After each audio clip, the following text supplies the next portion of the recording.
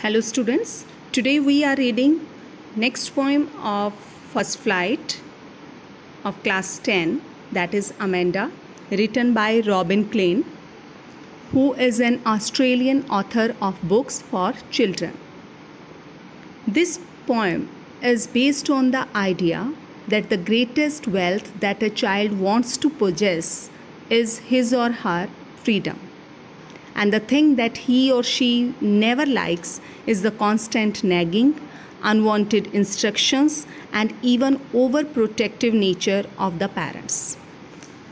Amanda is a short poem about the mental state of a young school-going girl who is always instructed by her elders, most probably by her mother, and is given a long list of do's and don'ts. Feeling annoyed, she brushes aside the instructions and finds escape in the dreams of a life full of liberty, where she may live according to her own whims and fancies. This poem gives us a peep into the mental state of a young girl who is not allowed to enjoy a life of her own choice. So in this poem, Amanda feels that her liberty is curtailed by her mother, who keeps rebuking her, instructing her for one thing or the other. Right? So let's move to the poem. Don't bite your nails, Amanda. Don't hunch your shoulders, Amanda. Stop that slouching and sit up straight, Amanda.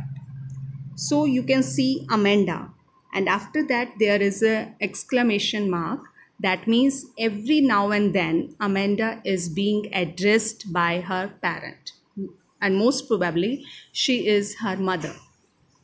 So her mother is just pointing out her for her mistakes.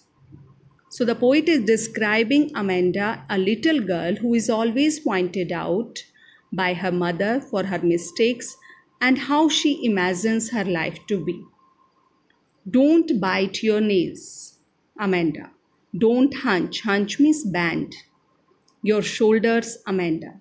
So the poet says that the mother is pointing out Amanda for biting nails, which is a bad habit. Next, she asks her to sit straight without bending her shoulders.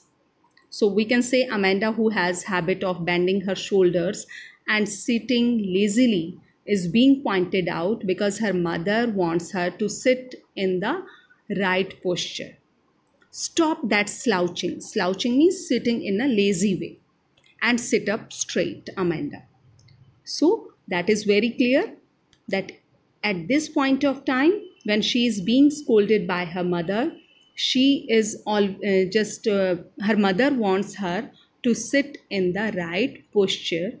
She has habit of bending her shoulders and sitting lazily, and that's why she was scolded or instructed by her mother not to do this. Right? Now move to next. There is a languid, emerald sea, where the sole inhabitant is me, a mermaid drifting blissfully. Now just notice this thing. These lines are written in brackets, are put in brackets. So these lines are about the thoughts and dreams of Amanda, which are not openly expressed by her. So we can say they are to be distinguished from the words of the other speaker. And who is the other speaker? Her mother. And that is why they are put within brackets. Or we can say they are written in, parentheses. These brackets are called parentheses. That means it's not a part of the poem. It's not a part of that conversation, because here is only one speaker, and that is her mother. So these words which are put in brackets or in parentheses, they are the thoughts and dreams of Amanda, which are not openly expressed by her. Right? That is why they are put within brackets. So there is a languid. Languid means relaxed, calm. So at this point of time, when she is being instructed by her mother not to do this or that, she imagines herself to be in a deep green sea. Emerald means green. Although it is a green precious stone, but emerald sea, that means it is a green sea. And languid means relaxed or calm. Where the soul means lonely, only. Inhabitant means dweller, resident. Is me is Amanda. So here she says that she wants to, she says Amanda thinks that she wants to be the only resident of this beautiful green sea. And she imagines herself like a mermaid, drifting, carried slowly by the water, blissfully means happily.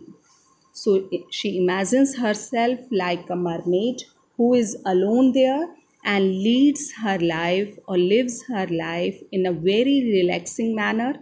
She says that she wants to be carried away by the current of water and feel the relaxing environment there. So she just wants to enjoy a peaceful life in the green sea. Now, if we talk about the poetic devices, what is there? First one is assonance. Don't hunch your shoulders. Use of vowel sound O. So poetic devices, assonance. Next one is repetition. Amanda is repeated. Then alliteration. Stop that slouching and sit up straight. S sound is being repeated. So which poetic device is there? Alliteration. Then a mermaid. Use of emerald sea. That is also showing metaphor. Emerald, that is like a green precious stone. Sea is compared, and that's why it is called green sea. So here metaphor is used, and we can say mermaid. Here we can say allusion, because Amanda imagines herself to be a mermaid. So that is allusion. So the poetic devices used here: assonance, then metaphor, repetition, alliteration, and allusion. Now move to next stanza. Did you finish your homework, Amanda? Did you tidy your room, Amanda? I thought I told you to clean your shoes, Amanda. So here again, the poet says that Amanda's mother is inquiring her about whether she has done her homework or not. And then she asks her whether she has cleaned her room or not. Moreover, she is also reminded to clean her shoes.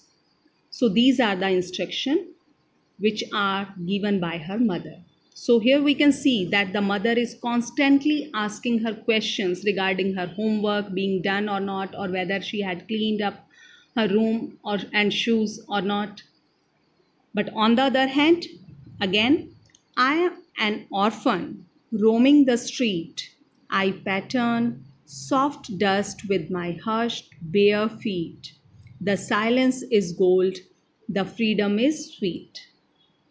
But on the other hand, while Amanda is just listening to her mother's instructions, she imagines herself to be an orphan who is roaming in the street. Roaming means moving here and there in the street freely in a relaxed manner. Again, I want to just remind you about the parenthesis. The words are given in brackets. That means these are the thoughts and imagination of Amanda. So here she imagines if she would have been without parents. Orphan means a child whose parents are dead. So we can say she would have been without parents. She would have walked freely in the street, roaming the street. She would have drawn designs or patterns on the soft dust with her bare feet. Hushed means quiet and silence. Silent. Why they are quiet and silent feet? Because they are bare. Bare means uncovered, without any shoes. That's why they are not able to make any noise. So she just wants to make pattern on the soft dust with her uncovered feet, very quietly, very silently. The silence is golden, the freedom is sweet.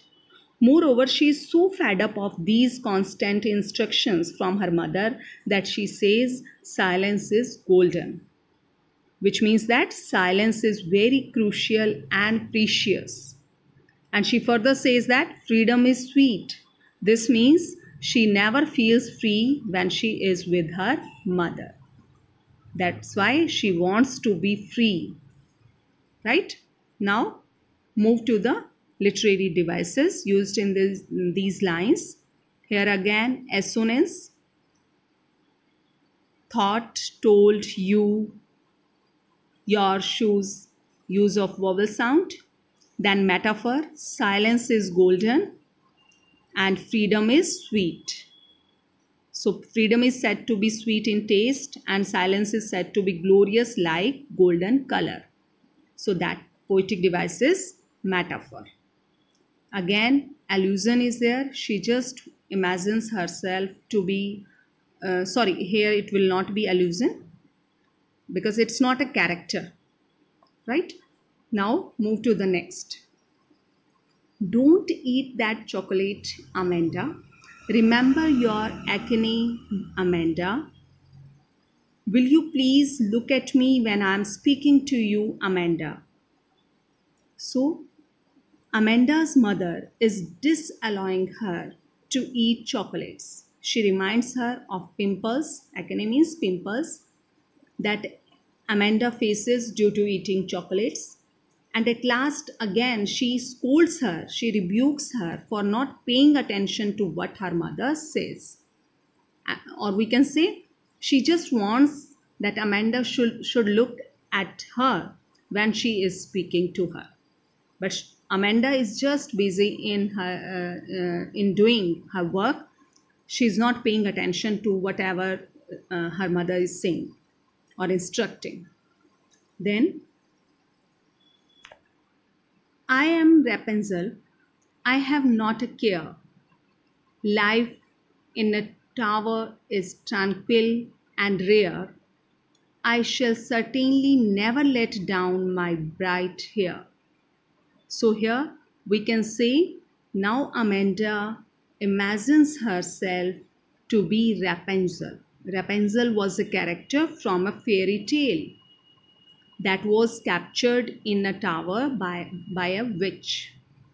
And the witch used to climb the tower with the help of the long hair of Rapunzel that were let down by her through the window.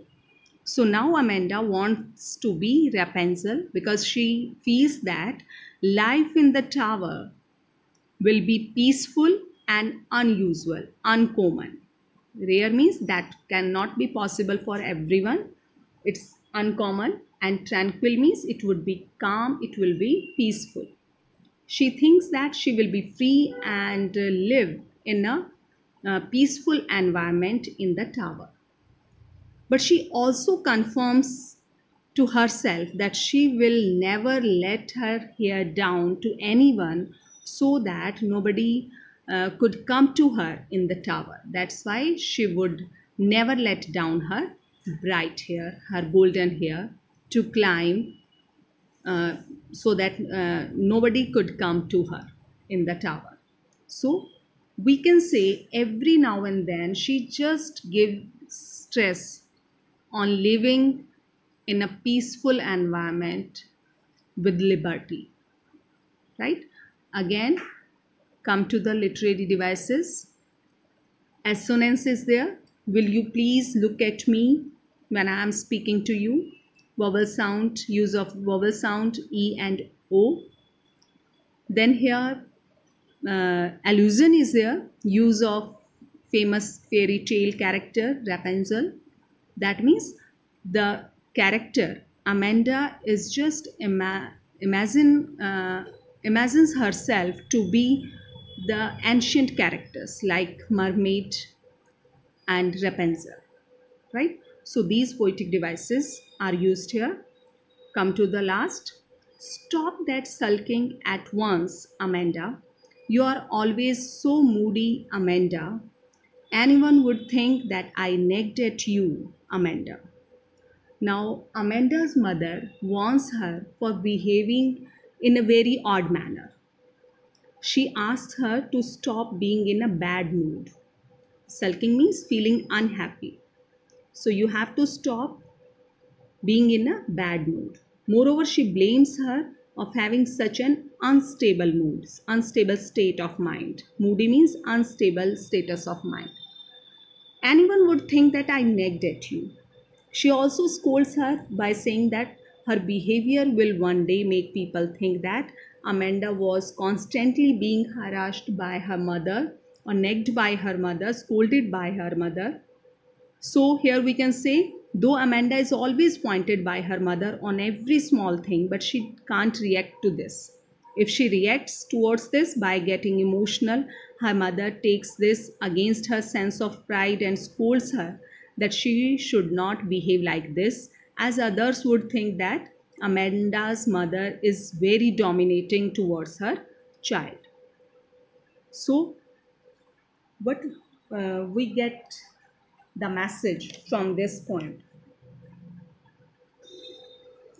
This poem conveys the message that children need to be allowed more liberty and freedom.